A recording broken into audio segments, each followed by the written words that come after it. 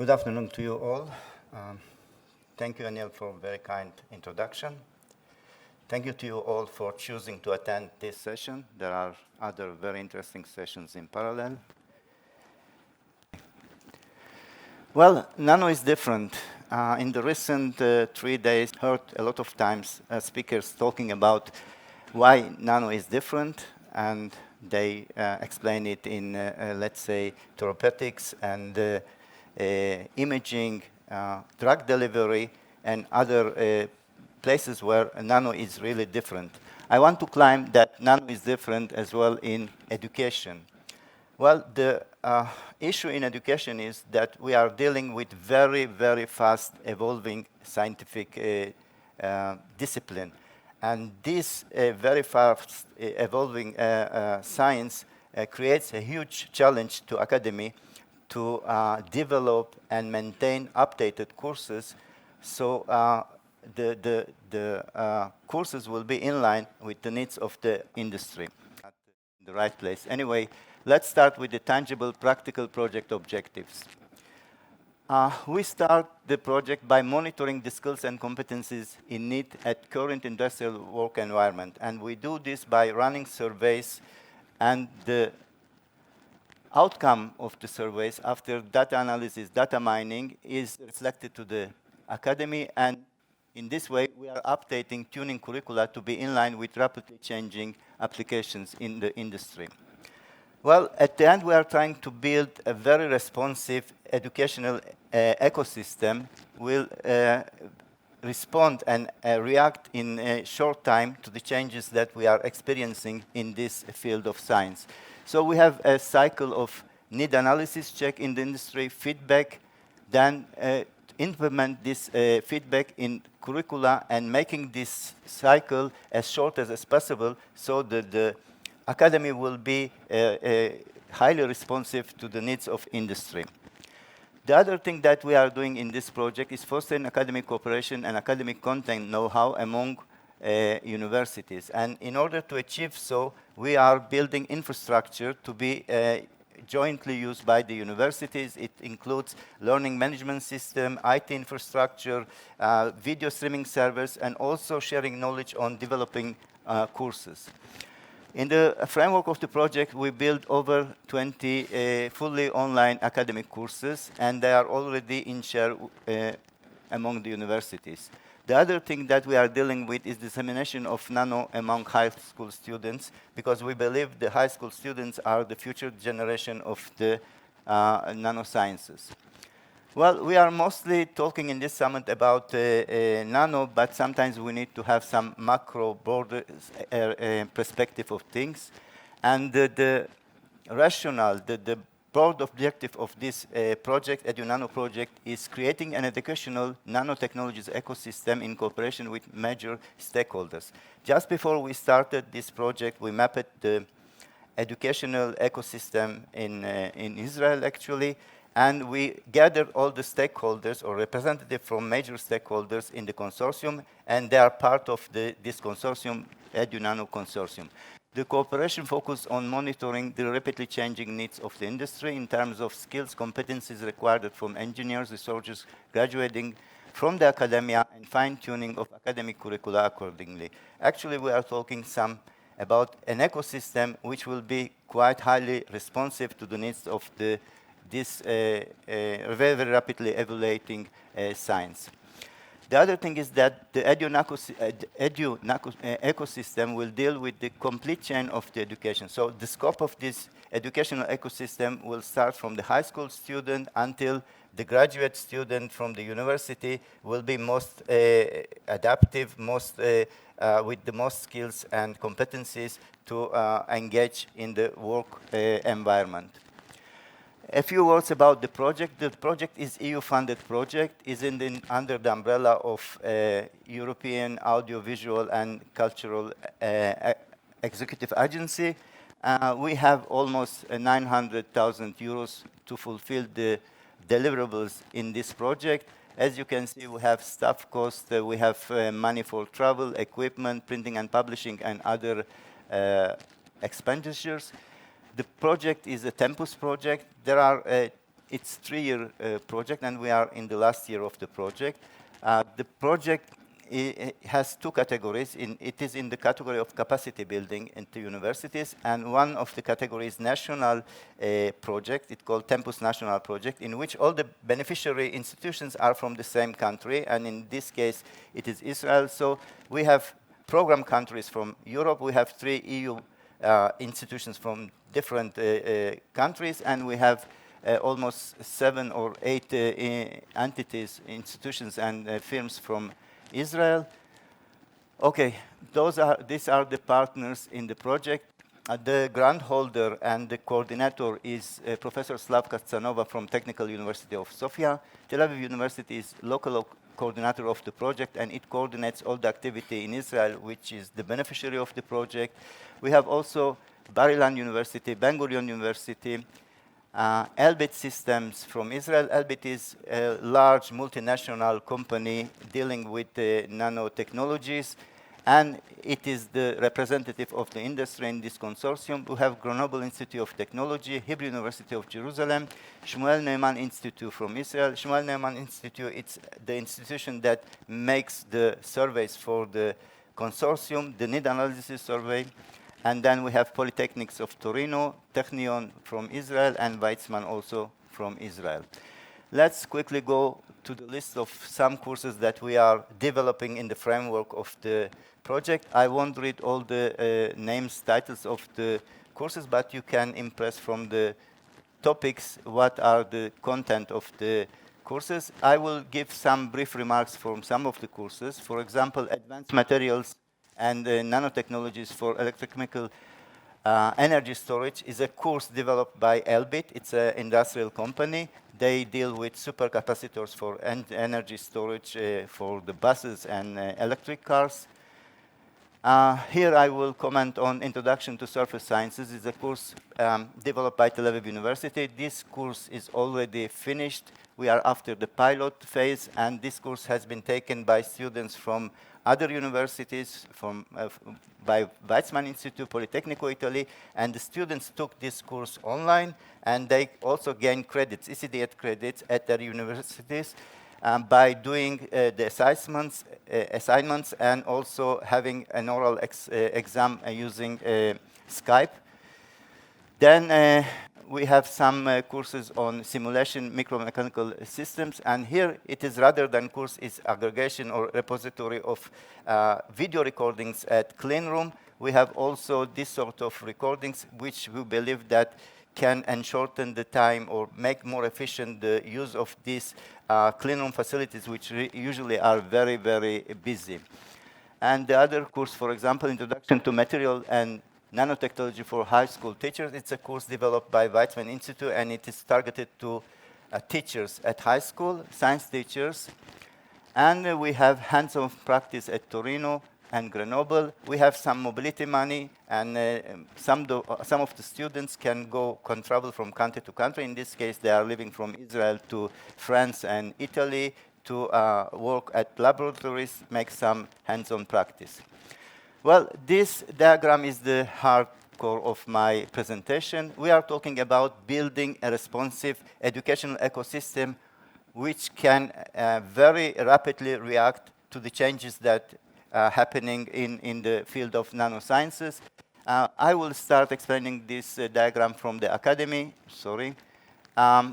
We started by mapping all the topics that are included in the curricula of various universities which are part of the project. We made a large list of the topics, and we asked the Shmuel Neiman Institute to make an online survey including these topics, so the people will be able from the industry and academy to rank these topics.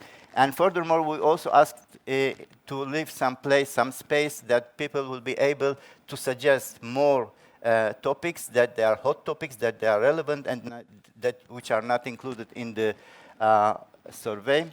The survey was disseminated by Shmuel Neiman Institute and INI, which is Israeli National Nano Initiative, funded by the government.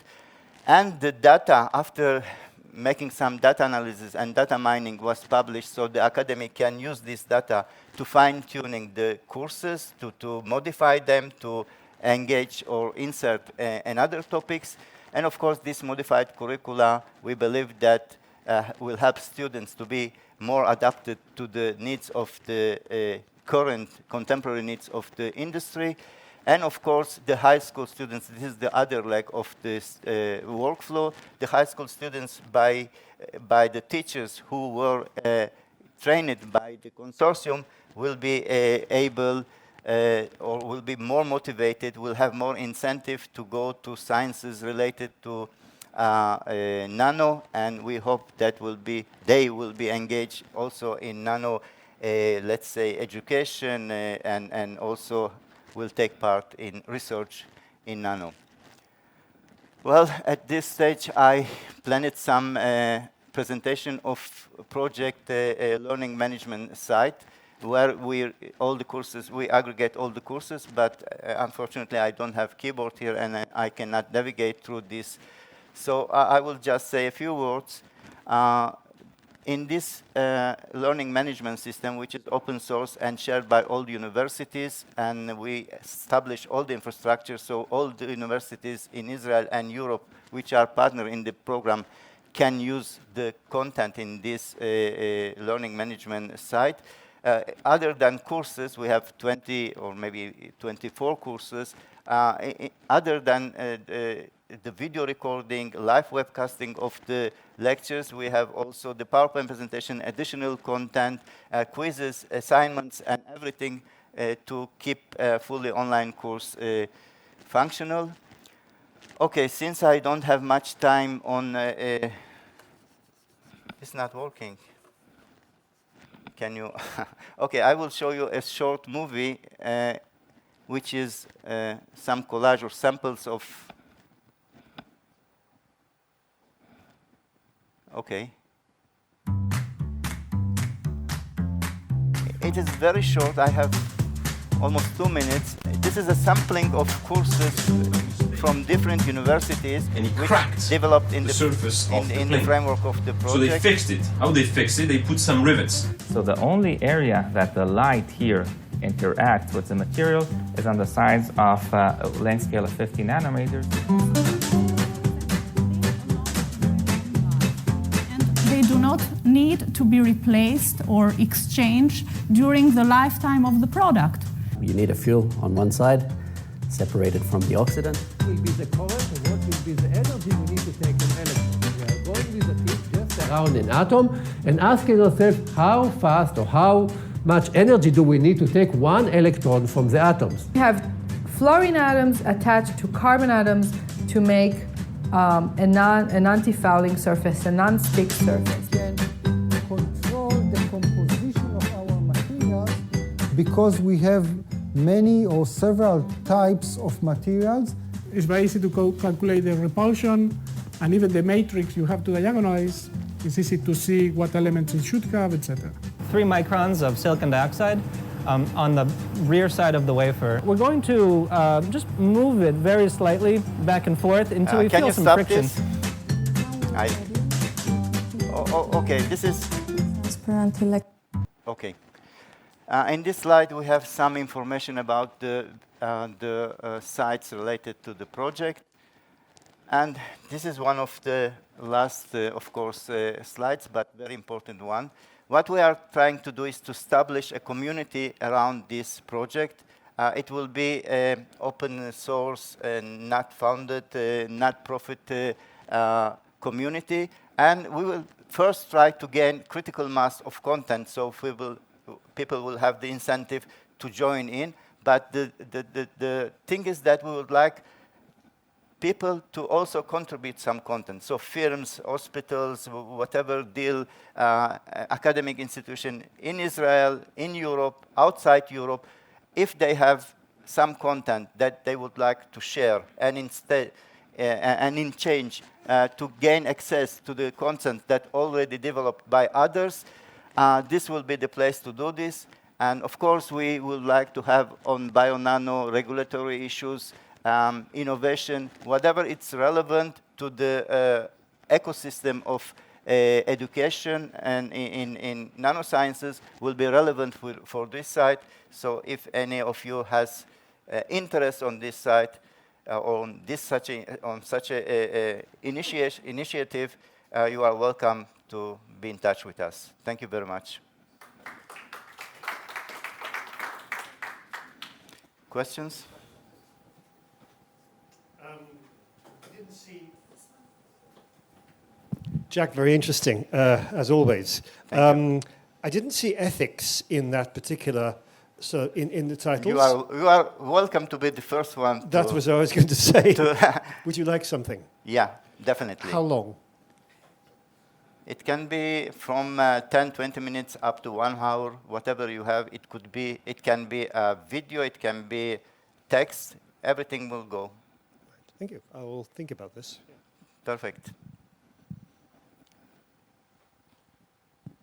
Thank you for this presentation. I think it's a wonderful idea to have this adaptive curricula and to cover a broad field, a broad technology field, and also adapt it to the current needs.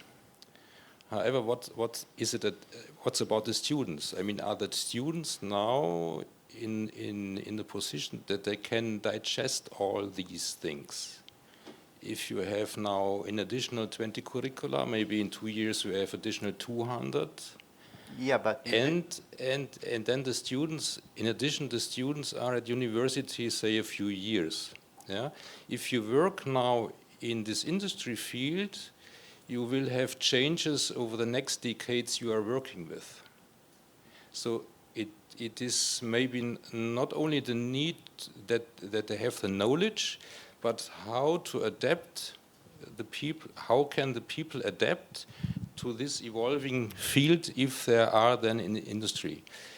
And I'm asking because I recently had a look on a study done in Germany about the way the students are educated. And they stated that the students are more educated, that they have more knowledge, more and more knowledge, but not an understanding. Yeah, and maybe the understanding of a field is necessary to adapt afterwards if you are in a certain area working, that you can adapt to an evolving technology field. Well, in this case, we are also experiencing something that called flipped classroom, which is more learning online, and in the classroom, in the face-to-face phase, more problem solving and more deep learning. But I think this is not the scope of the project. I mean, we would like to make this responsive ecosystem to locate, to map the changes, and to just bring them to the surface. And then we will need to deal how to maybe ingest this content, but this is not in the scope of the project. Yeah, but to in part address this question, I think the opportunity to collate and iteratively amend as things change is probably one of the most flexible systems to address your concern, namely the understanding and the opportunity to select and fine-tune and give students the opportunity to tune into their specific interest areas, because we all know that the best way of learning is by doing, and of course we are striving toward educational systems that are very closely linked with actual practical problem-solving approaches, and the connection to industry is also very important, I think, because that's where things get into practice, and it gives the opportunity to students to see that and get the feedback how this is actually done. And with a, let me call it educational database or information hub or whatever you want to, knowledge management system that is open source and fed into, I think we have an opportunity to create portfolios according to different interest areas. And I very much welcome this, and I think we will certainly have additional discussions. Thank you. Okay. Any more questions?